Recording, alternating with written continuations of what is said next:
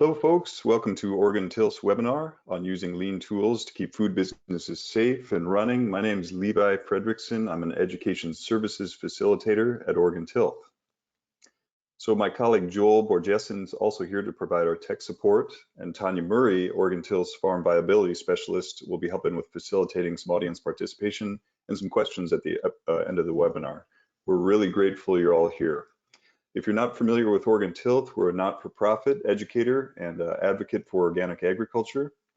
For those of you who are Oregon Tilth clients joining us today, you should be receiving some ongoing communication from us about our plans to continue certification services. So in short, we're trying to continue our services in terms of certification within the confines of the current crisis, and we're making adaptations as needed to keep everyone safe. So we want to recognize that the COVID-19 crisis has affected all of us here today and our communities. Some of these impacts have been drastic, or they may be drastic in the near future. Oregon Tilth hopes to provide any support we can to y'all through this difficult time. We know you need to make changes to your day-to-day operations to make sure that you and your employees and your customers are all staying safe. So this webinar is focused on using the tools from lean manufacturing to actually implement best practices for stopping the spread of the virus in the workplace. And we are very grateful to have two wonderful presenters today, Terry Danielson and Cheryl Collins from the Northwest Food Solutions. Terry is a 30-year veteran of the food processing industry. After graduating from Oregon State University with a master's degree in microbiology, she's spent her career in both technical services and operations management, working for Starbucks, Tazo Tea Company, and several other Northwest food and beverage processors. Terry founded Northwest Food Solutions in 2012 and works with food and beverage companies in the areas of supply chain and manufacturing effectiveness, food safety, and project management. Cheryl's been in the food service industry for 15 years, experience building nurturing organizational cultures. Her experience includes Teach for America, Oregon Community Credit Union, and Ninkasi Brewing Company. So she's held some key roles, including Director of Operations, VP of Organizational Development, Chief People Officer, Chief Operations Officer, and CEO.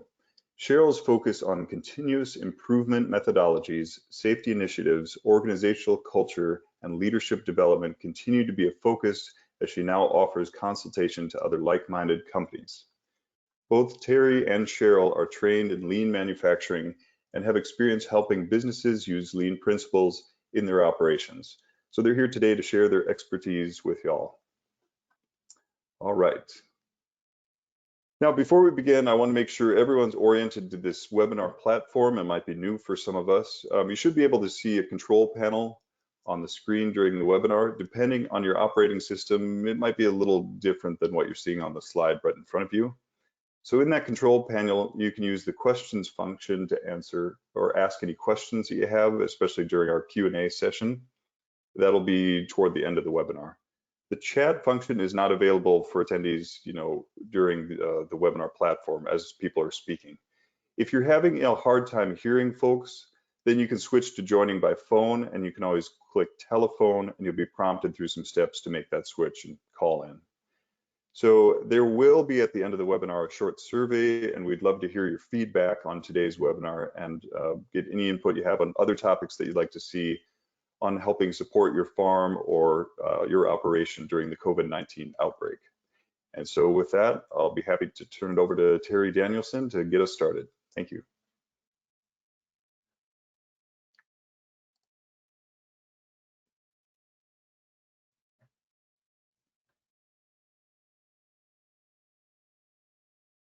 Thank you. Good afternoon and welcome. And thank you to Levi and Tanya and Oregon Tilth for hosting this webinar.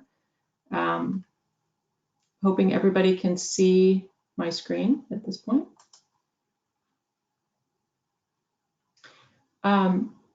So this is Terry Danielson, and I'm going to kick off the presentation today, if I can get my screen to open in the right way. There we go. Awesome. Today, we're going to be focusing on how your food business, whether that be a farm or packing operation or food or beverage processing operation, can use lean manufacturing tools to prevent the spread of COVID-19 in your workplace.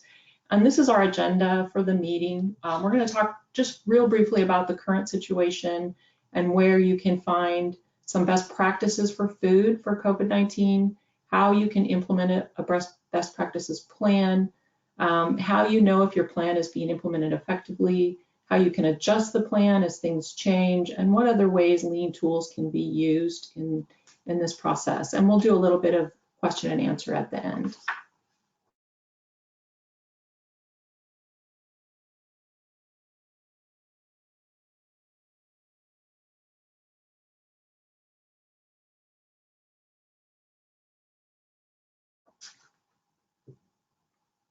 So we're going to start out with the current in the midst of this situation right now. So we're very aware of these first 3 bullet points of what's going on. Here's the current situation with confirmed cases and deaths at this time, which is pretty sobering. And the food industry businesses are considered part of the critical infrastructure right now. So we're considered essential businesses. FDA has stated currently there's no evidence of food or food packaging being associated with transmission of COVID-19. And the food industry is also facing some demand imbalances as part of this. So some food companies are seeing increased demand, some are seeing decrease depending on if you're supplying food service or grocery. And then many in the food industry are challenged right now with having enough resources, both people and supplies. So what we want to focus on today is how can the food industry prevent the spread of COVID-19 within our workforce? And really, this is the same goal for any business. In particular, this is important because as an essential business, the food industry is really working to maintain the food supply chain in a time of increased demand.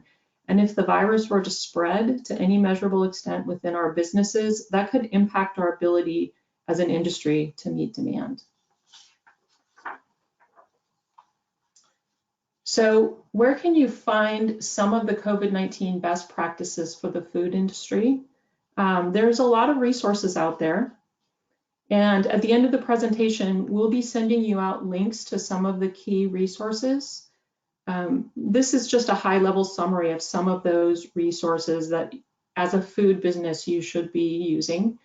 Obviously, CDC is a primary one. They have a really nice guidance for business that we're going to go through a little bit later. FDA is another great resource. Both FDA and USDA, depending on who's your regulatory agency, have FAQs up that they are updating regularly. And we highly recommend that you check these every day because there are updates being put up regularly.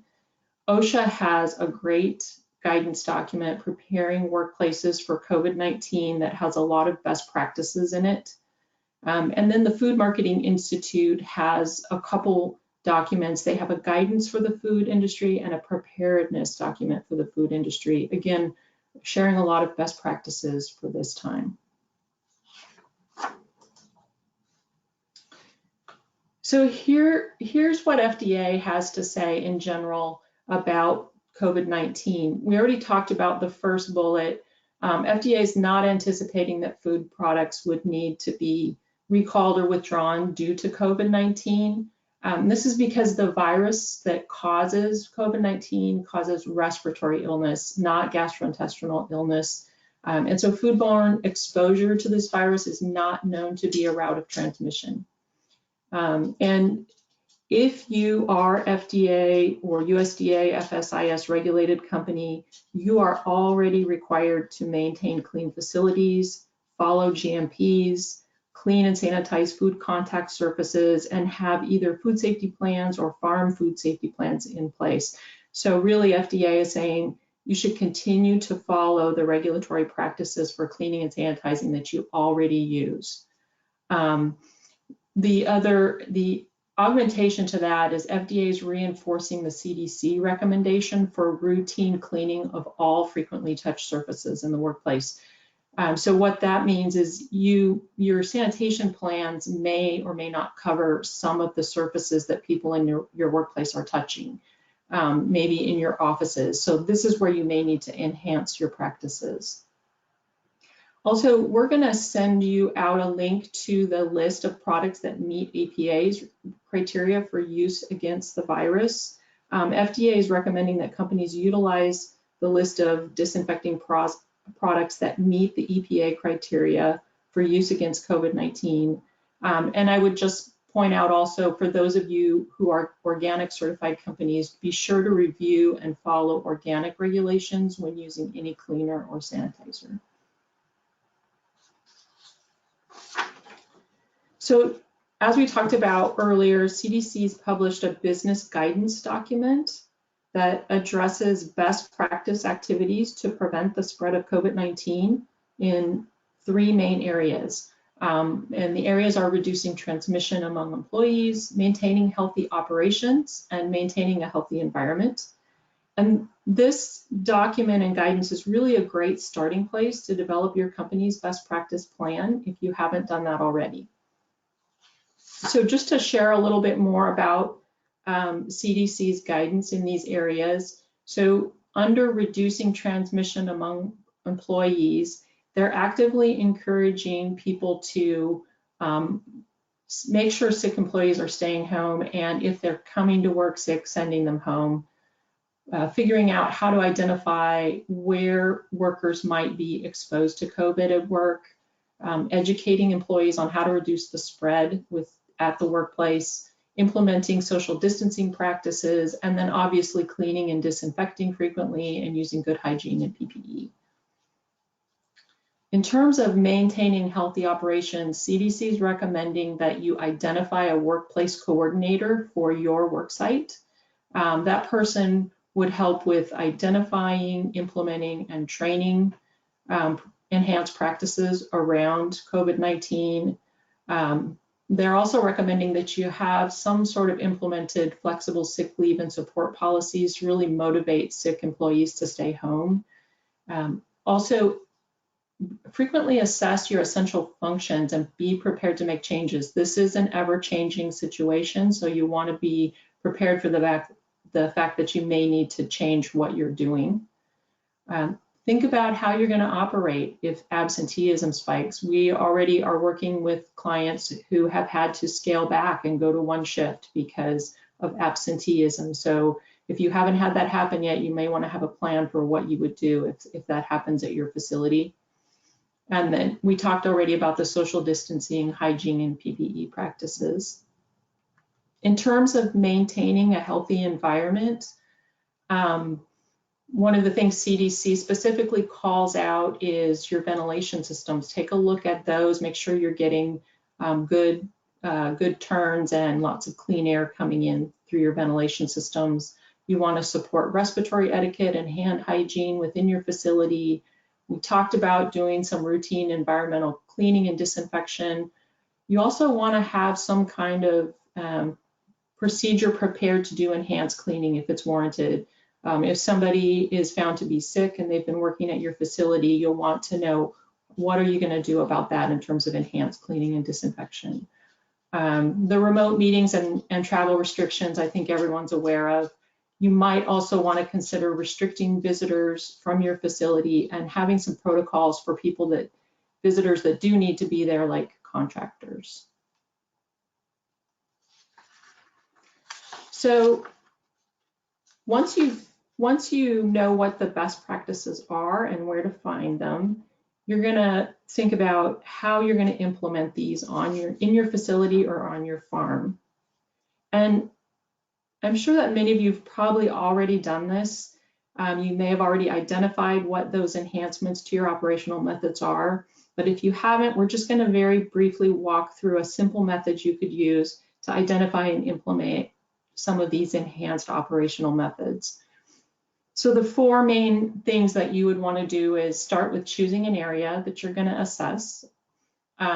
Identify where your current practices can be enhanced to conform to COVID-19 best practices. And you can use the 3 areas that CDC provides as a way to start doing that. And then you're going to want to document those enhancements in some sort of best practice plan and communicate them to your employees with both training and visuals. So how do you identify where you might need to enhance your business practices. So we talked about looking at what's out there. Another way to do that identification is to use a tool called spaghetti mapping. This is a tool that's typically used to find efficiencies in processes. And the idea of this tool is to watch people perform their job for a set time and how they're doing the process and kind of track their movements through that. The goal being to identify and minimize unnecessary movement. We think this tool could also be used with the COVID-19 situation to track your employees' job movements and identify everywhere they go and everything they touch and everyone they get close to as part of their job, with the goal of implementing some enhanced procedures to minimize the spread of the virus. So you can kind of see an example of what that might look like. This is actually a bakery where there's a process where they're slicing bread. So it's as simple as saying, okay, the operator's here, they grab the loaf of bread, and then they're gonna walk here, put it through the slicer, and then they're gonna walk back and put it in a bag. So you're just tracking where people go in the process. So this is just one tool that you could use to look at your current processes and identify where your practices need to change. There are other tools certainly that you can use. Once you've identified those enhancements, the things that you're going to do in addition to your current practices, you probably want to write those out into a best practice plan. This is one example of how you could do that. So in this example, what you've done is identify the area or activity that's potentially impacted, the different enhancements in that area that you're adding to address COVID-19, and the date that you implemented them. So for example, let's look at this second example, the wash and pack area. This is actually a farm example.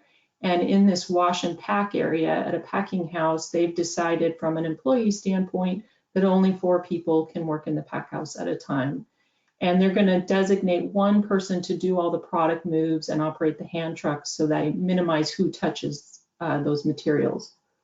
Operationally, the workstations will have their own tools and each person will be responsible for cleaning those tools, their own tools basically. And then also they've decided to make the pack sheet that is filled out daily accessible from each person's mobile device. So they're not having to share a computer. They can do the data entry on their own mobile devices. They're also environmentally going to clean all non-food contact surfaces before startup each day. So after you create your best practices plan, you're going to communicate it. And when you communicate and train your employees, it really helps to have good visuals in the area.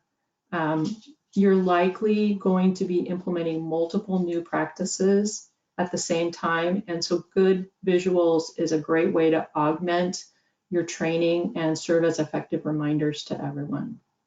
And we are going to have some links to some of the visuals that we've found that you can actually download and use in your own facility. So now you've got your best practices plan and you're going to implement it. How do you know if it's being implemented effectively? And this is where we're going to introduce you to some lean tools that you can use. So many of you may be familiar with lean, and if you are, this is going to be review. This gentleman here is Taiichi Ono. He was an industrial engineer and businessman, and he was considered to be one of the fathers of the Toyota production system, which eventually became lean manufacturing in the United States. And he's the one that devised the 7 waste as part of lean manufacturing. And in Japan, it is not called lean.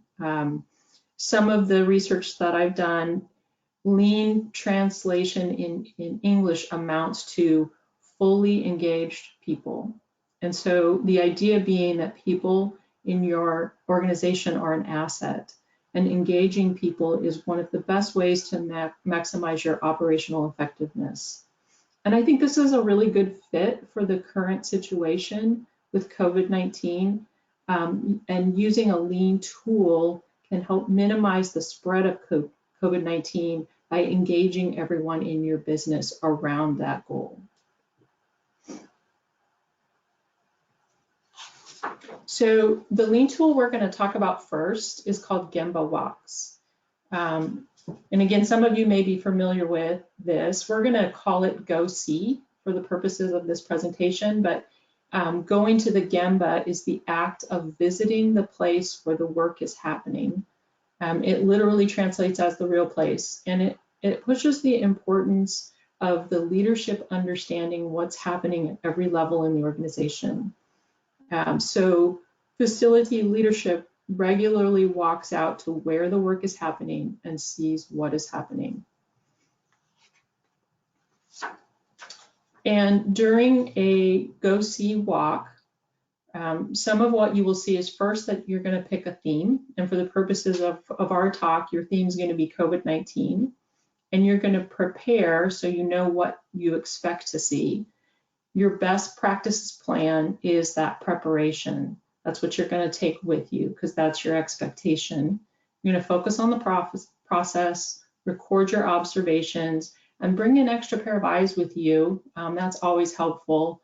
And then you're going to do some follow-up. So why do this? Why Go See?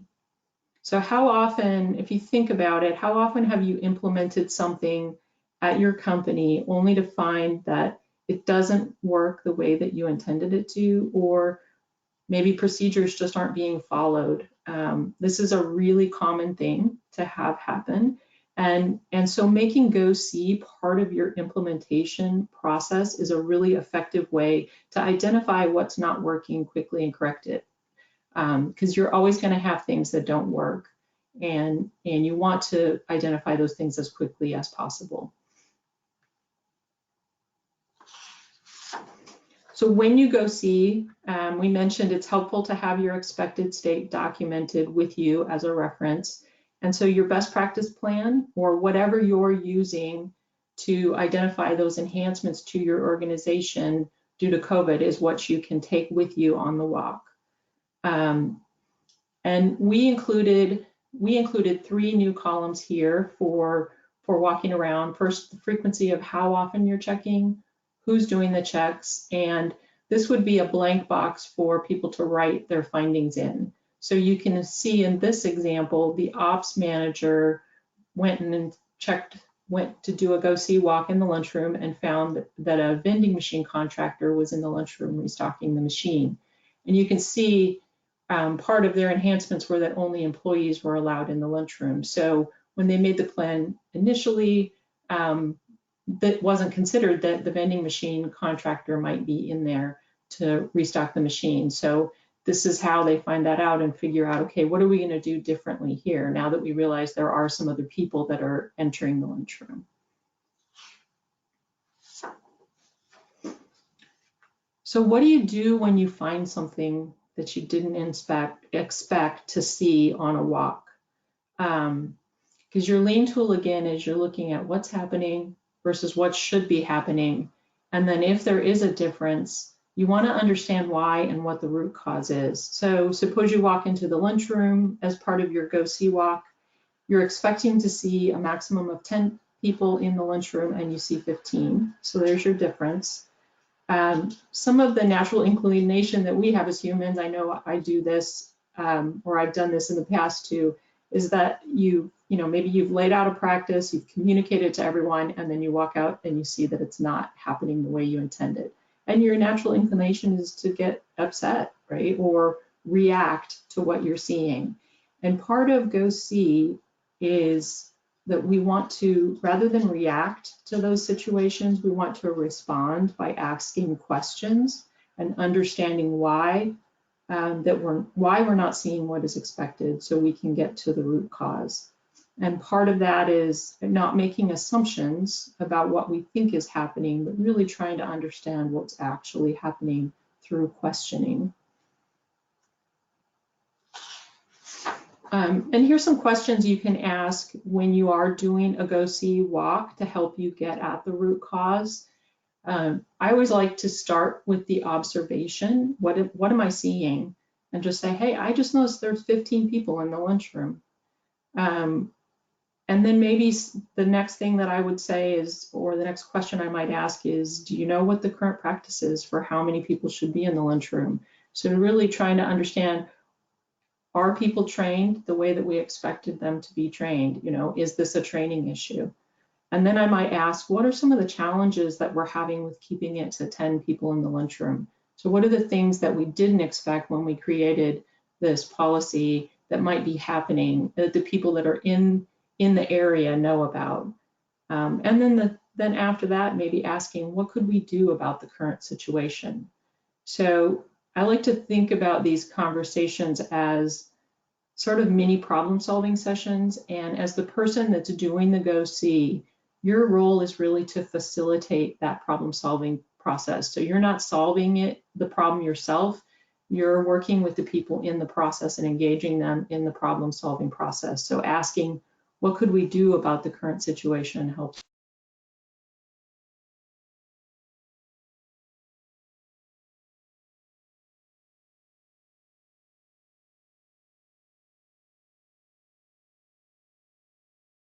To do that. So we've just kind of walking with COVID-19 actually happening. And now I'm going to turn it over to Cheryl Collins to talk about another lean tool you can use to adjust the plan if it's not happening the way you intended. Thank you, Terry.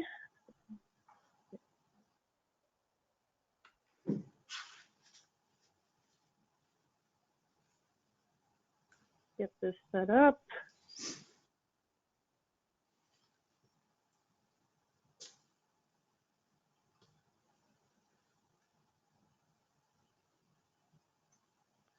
All right, so going over basic concepts of lean, and then Terry went through a go-see or a gemba walk, and another lean tool that can really be beneficial to support that is called poka-yoke. So poka-yoke is either error-proofing or mistake-proofing, and the pronunciation, you'll definitely hear variations of it. The actual pronunciation is poka-yoke, but you'll hear poka-yoke, poka-yoke. When in doubt, if you don't know how to pronounce it, call it mistake proofing is my rule of thumb. But what it is, it's the use of any automatic method that either makes it impossible for an error to occur or it makes the error immediately obvious. And the essential idea of it is to design your process so that mistakes are impossible or at least easily detected and corrected. So a little background on where this came from. So the old way that we used to prevent mistakes, we would do one of three things. We would either reprimand the worker, retrain the worker, or provide some type of motivational talk telling them things like be more careful or pay more attention. But there's a much better way to prevent mistakes. You can either remove the opportunity for error by improving the process or making wrong actions more difficult. If you can't remove the opportunity for error, you want to make it easier to discover that the errors do occur. And the one thing to remember in all of this, mistakes are inevitable, defects are avoidable. And that's the goal with this, is to remove the defects in any of the process. So another way to think about this is the 1-10-100 rule. And what this rule shows is the importance and the possible escalation of costs associated with defects. The idea is that as the defective item is processed, the costs increase by a factor of 10 at each successive step. These increases in costs are due to the accumulation of waste at each successive step, as well as the increase in consumption of resources associated with each step. So you can see if an order is entered correctly, we have a cost of $1. If there's an error detected in billing, you have $10. Error detected by a customer, $100. And once that dissatisfied customer shares the experience with others, that cost skyrockets to $1,000. So the idea is eliminating things early on in the process will save you money, and as measured in many different ways. So when do we use mistake proofing?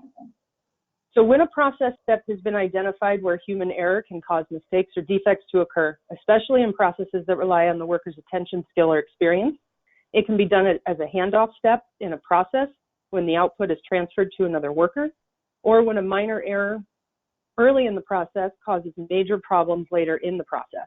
And lastly, we can use it when the consequences of an error are expensive or even dangerous. You will see poka-yoke come up quite a bit in safety initiatives. So how do we do this? So the mistake proofing procedure is pretty straightforward. You obtain or create a flow chart of the process, review each step, thinking about where and when human errors are likely to occur. So for instance, Terry referenced that hazard analysis. That's a good document and a good starting place for this as well. For each potential error you can think of, you would work back through the process to try and find its source or potential root cause. And then for each error, think of a potential way or potential ways to make it impossible for the error to occur. And you want to consider 3 different aspects to this. First is elimination, so think about eliminating the step that causes the error. The second would be replacement, replacing the step with an error-proof one, or facilitation, making the correct action far easier than the error itself. Now, many of you may have seen the recent OPB article that talked about the Portland company Indow, who was using lean tools such as poka-yoke and how they improved their facility with respect to COVID-19. So you can see 3 examples here from their facility, what they did. In this top left corner, you see a faucet. We've all seen these before, but you actually don't need to touch it. It's automated. It's a good example of elimination. The step they were eliminating was the actual touching of a faucet or a handle. The next picture here in the middle, this is an elbow hook on a door, so they removed all the doorknobs. So again, removing a piece of the process, and what they did was replace it. So this is a replacement example, but they replaced it with an elbow hook or an arm hook, so you never actually have to touch the door. And finally, the third example that they had is a good example of facilitation. So you can see that you can use your foot to open a door, and you actually see this on cars now a lot as well. So these are 3 really good examples of in the facility of how poka-yoke really helps reduce the spread of COVID-19 while using lean tools. So in general, there are 2 different categories to think of with poka-yoke, and that's prevention or detection. And a prevention device engineers the process so that it's impossible to make the mistake at all, whereas detection provides a warning or alerts the operator that an issue has occurred in the process. So a couple things, we're going to jump into some examples. That's one of the best ways to learn poka-yoke, and you're going to see once you see this, there's examples all around you. You probably encounter more than 100 a day. But if you look on this, what we have are 3 different techniques: shutdown, control, and warning. And for each, there's examples. So under prevention, if we looked at a prevention and a detection example for shutdown, we would see that under prevention, when a mistake is about to be made. So this is an old example. Most of us aren't using cameras like this anymore, but older cameras that didn't click, they wouldn't click if the shutter was still turned on. That was a shutdown method. Under detection is when a mistake or a defect has been made. You think about an air conditioner, how it will trip when it detects slight overheating. Under control, a prevention technique, again, when errors are impossible. So for instance, at an ATM, it won't accept your card if it's inserted incorrectly. Under detection, detective items cannot move on to the next step. So this would be an example, would be a quality check at each point in your assembly. And then last, you have the warning technique. For prevention, this is where a warning would occur when something is about to go wrong. So for instance, in your car security system alerting the driver that the doors aren't closed. A detection, a great example, is a smoke detector. It's immediately when something does go wrong, it's letting you know. So a few more examples, for instance, on detection. Your car, there's almost too many to list here, but if you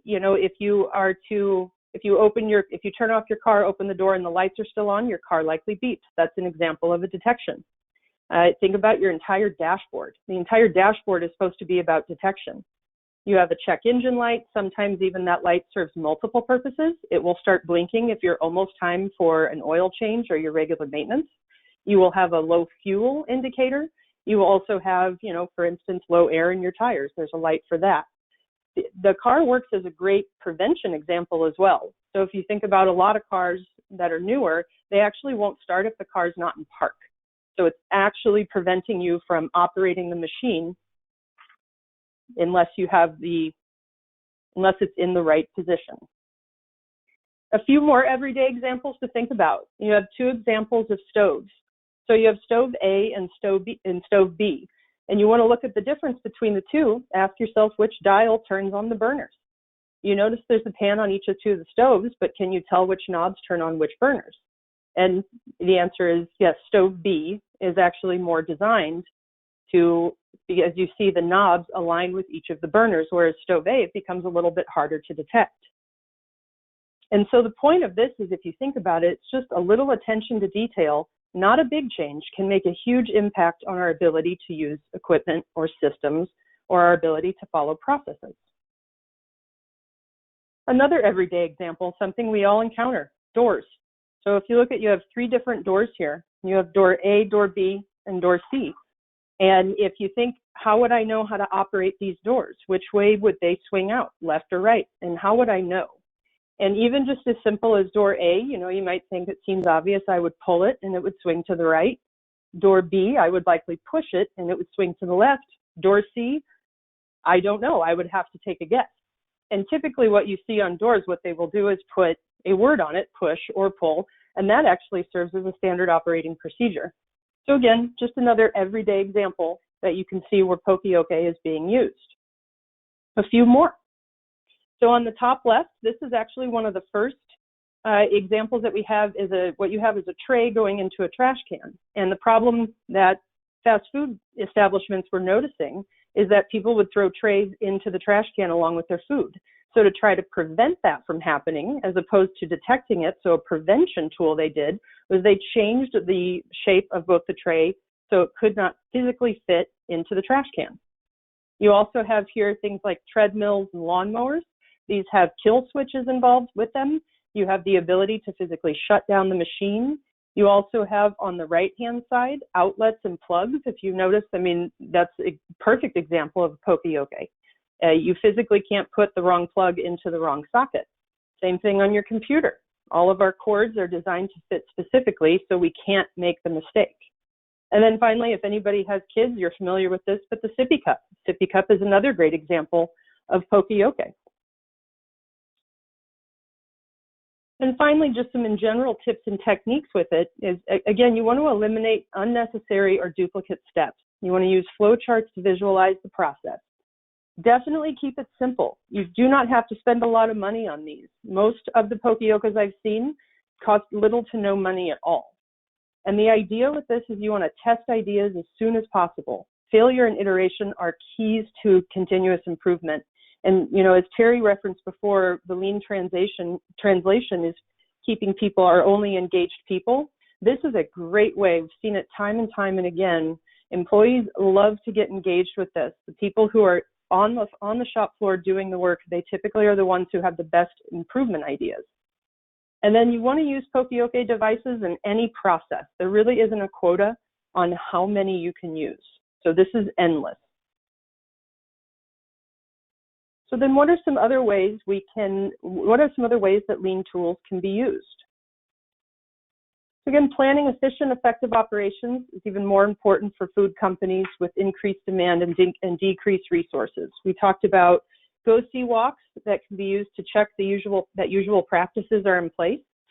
This is something that is usually done on a daily basis. And once you have strong, established standard operating procedures and solid visual management, go-see walks go hand in hand with that. And then also using walks to understand where resource constraints are affecting operations. Go-see walks are also really helpful just for hearing ideas. If you do walks on a regular basis, you'll find that your teams will seek you out and they will love to engage with you on their ideas, whether it be mistake proofing or operational improvements. But then lastly, Poka-yoke to solve operational problems. We're applying this right now in a COVID-19 environment, but this works in any process that you can think of.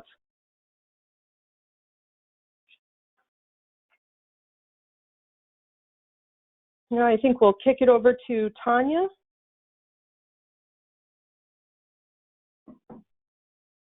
Great. Thank you, Cheryl, and thank you, Terry.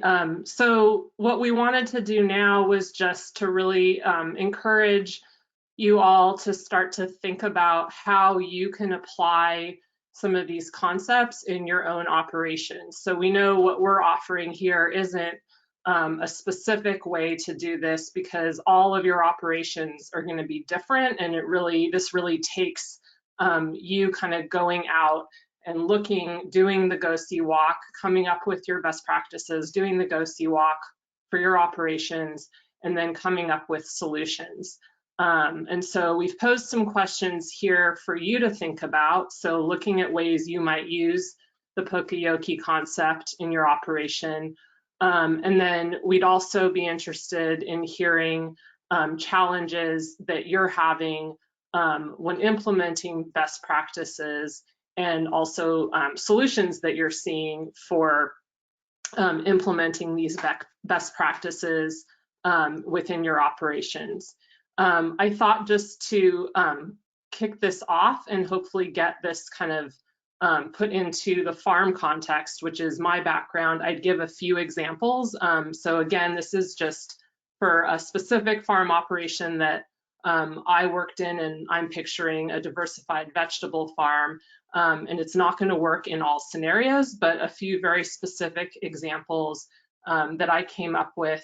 One was thinking about using a transport vehicle on a farm that is primarily needed not to transport people, but to transport crops and supplies, for example. And if my goals are to try to keep employees 6 feet apart and reduce the number of surfaces that multiple people that are being touched by multiple people, one thing I might think about doing would be actually putting something into the passenger seats of the vehicle to make them not useful for people. So maybe that's a box or some other supplies. Maybe they're even possible to remove, but again, making the mistake of having multiple people in that, the cab of that truck, for example, really challenging for people to do would be the goal, so that people are maintaining that distance. Another thought that I had was instituting a policy where you're requiring employees, again on a farm setting, to work a certain number of beds apart, so that the bed in the field becomes the spacing guide or the visual guide, and so that they're actually separated by that, and they're not having to figure out how far apart they are. I think we already talked about the mobile device idea there, but there's definitely a lot of reasons why having, if people have access to them, having mobile devices be a way for shared documents as communication goes, to be accessed in place of crew meetings. So that would be for the social distancing piece, but also in the context of a shared document like a pack sheet or a record sheet or any kind of shared check sheets that would otherwise be a high touch surface. So by moving that into a mobile device, that can eliminate that risk of multiple people touching that document or the whiteboard or whatnot. A couple other things. One was thinking about really instituting practices for cleaning high-touch surfaces. So thinking about placing some of the cleaning supplies in the locations that they'd be needed. So kind of back to a vehicle example on a farm, or could be a tractor. So having cleaning supplies, wipes if you have them, or other cleaning supplies on the dashboard of a tractor or vehicle, so that if it's going to be used by multiple people, that those things are there as visual cues to remember to do the cleaning, and also will be easy for people to actually do that cleaning because those things are accessible. And then I guess one other one that I wanted to share was, if possible, assigning tools and equipment to specific people and changing the way that shared tools are stored to really enforce that kind of individual set of tools. So for example, if there are enough weeding hand tools, hose, planting trowels, harvest knives, that kind of thing on an operation available for each employee, having designated ones for employees and actually having them stored by employee in individual areas, instead of storing them all, like all the planting tools together, as a way to encourage people to not share that equipment. So those were just some ideas that I had for implementing this on a certain kind of farm operation. If there are any other ideas out there and you want to share them in the questions box, you can go ahead and do that, and we can read them back to everyone, or we'll be able to post them later. But also wanted here to open it up to some audience questions for Cheryl and Terry, and I'll be able to read those questions to our presenters if there are any.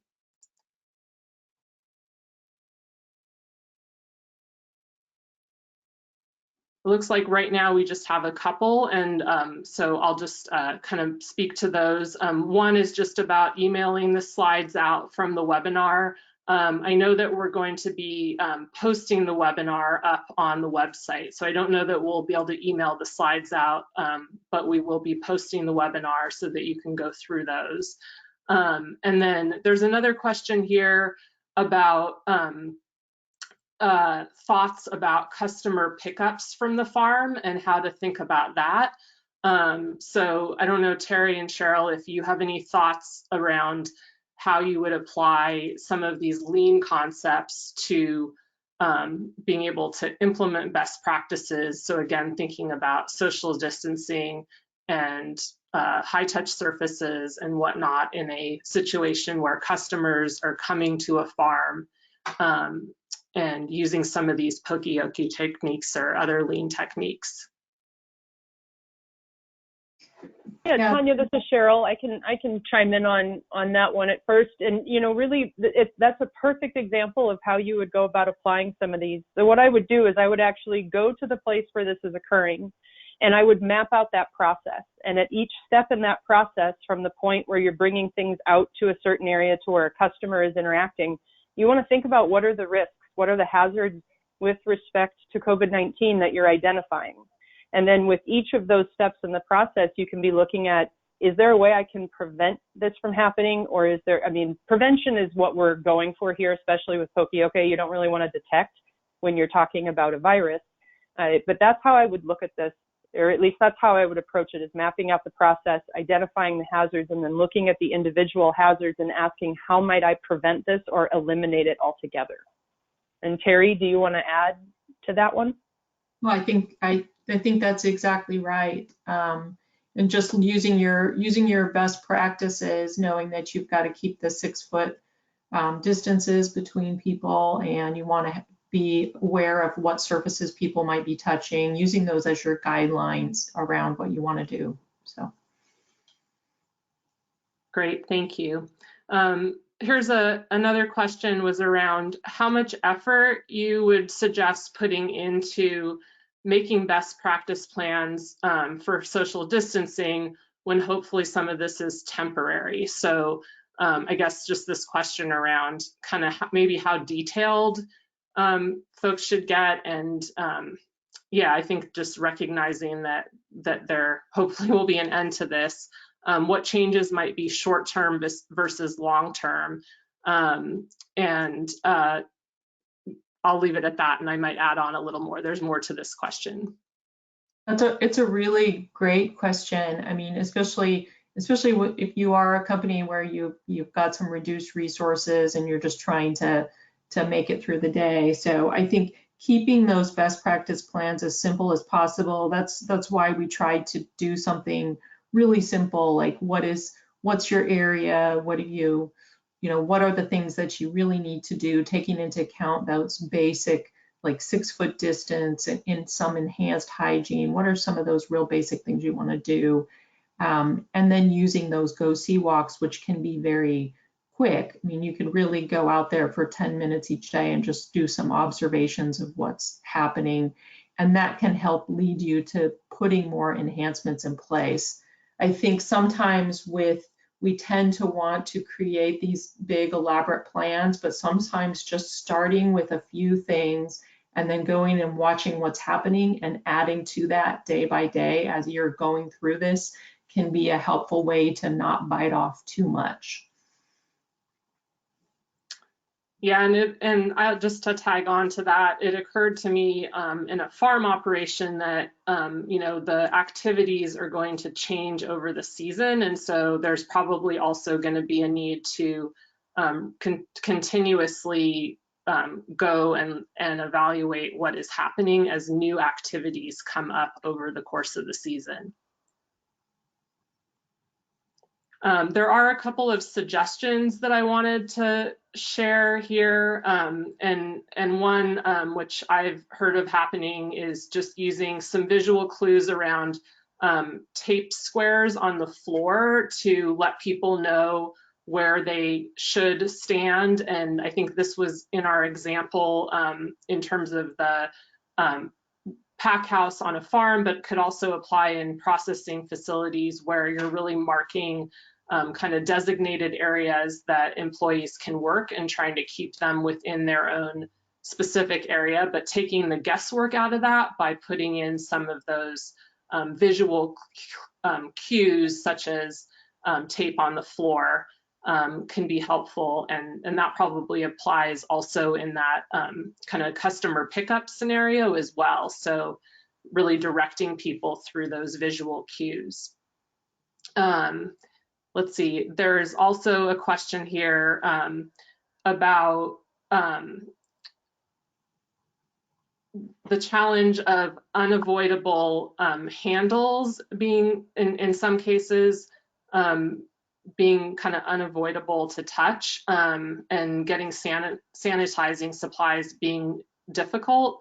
And I think the suggestion here was thinking about timed pickups. So I think that they're like thinking about changing your schedule, whether that's when people are going, when employees are working, or whether it's when customers are coming, to spread out how many people are actually in a space is part of what the suggestion is getting at. But Terry and Cheryl, do you have any suggestions around how you'd handle kind of high touch surfaces when sanitation isn't really an option? And I think it might go back to an individual business level analysis, but just curious about your thoughts there. And I wasn't clear. That's a good question. I wasn't clear on why the sanitation isn't an option. Is it the lack of supplies? Lack of supplies. Yeah. I think that is a good question. I think, one thing I would do is refer people to the EPA sheet, because there are a lot of good disinfectant options on there. And there are options for where people can get sanitizer other than at the store. So that's one thing. I think any sort of cleaning you can do of a surface. So, your next option is to try to clean as best you can and then minimize the contact, which I think is what that person was suggesting. So I think that's really your best bet in those situations. Great. There are a few more specific questions here, but I think a lot of them are really about operationally specific solutions, which our goal here was really to give you a framework to kind of come up with those. And so I don't think we're going to have all the answers to what those specific solutions will be for your operation. But what we really wanted to encourage here was to use these lean tools to do the analysis and really develop a solid plan, so that you are ensuring that you're implementing some of those best practices. So I'd encourage you to take a look at the resources around best practices that we're going to be posting, and we'll continue to share those as more of those come available. Add those to our resources on our website. But again, looking at how to use the tools that Cheryl and Terry have shared today to develop that plan is what we're encouraging. Cheryl, Terry, would you like to say a few more words at all before we wrap up? I just thank you again to Oregon Tilth for hosting this webinar, and just hope that everyone out there stays safe and well. And thank you for your time today. Yeah, and I would echo that. Thank you very much for allowing us to speak about some lean tools that we think could help keep your facilities safe and running effectively, and just echoing the keeping it simple and really trying to do your best to engage your employees in this process. This is where they will shine. So, and thank you again for having us. Thank you so much. And I just wanted to thank all of you for being involved in growing food and producing food and keeping everyone fed and doing what you can to take care of yourselves and your communities. Please fill out the survey at the end of the webinar. We know that there's more resources that you all need, so please let us know what those are. There's a spot there to do that. And again, a recording of the webinar and resources will be sent out to you and also be available on our website. Usually that goes out in a day or two after the webinar. And stay tuned for more resources from Oregon Tilth on this. Thank you so much.